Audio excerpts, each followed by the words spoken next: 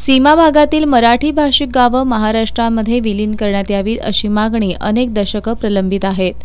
मात्र मराठी भाषिकांच्या न्याय हक्कांसाठी महाराष्ट्र एकीकरण समिती आता लोकसभेच्या निवडणुकीत देखील उतरणार असल्याचं कारवार लोकसभेचे उमेदवार निरंजन सरदेसाई यांनी पत्रकारांशी बोलताना सांगितलं।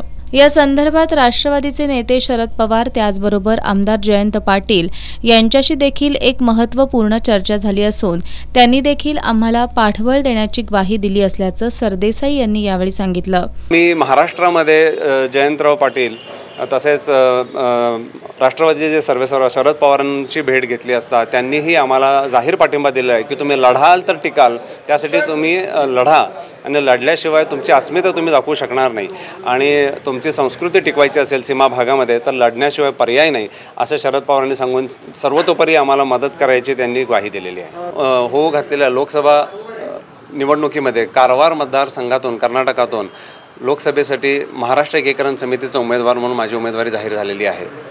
गेल्या 67 वर्षापासून जो मराठी भाषिकांच्यावरती सीमा भागामध्ये अन्याय होत आहे त्या अन्यायाविरुद्ध लढा देण्यासाठी म्हणून ह्या सीमा चळवळीचा भाग म्हणून आम्ही ही इलेक्शन लढवत आहोत।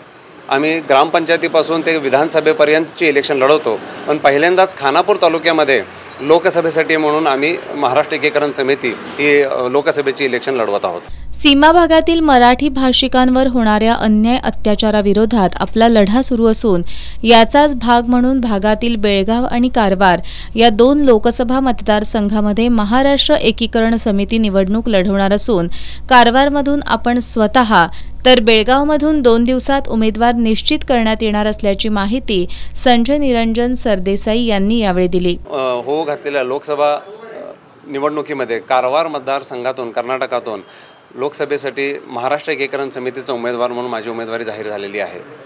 गेल्या 67 वर्षापासून जो मराठी भाषिकांच्यावरती सीमा भागामध्ये अन्याय होत आहे त्या अन्यायाविरुद्ध लढा देण्यासाठी म्हणून ह्या सीमा चळवळीचा भाग म्हणून आम्ही ही इलेक्शन लढवत आहोत।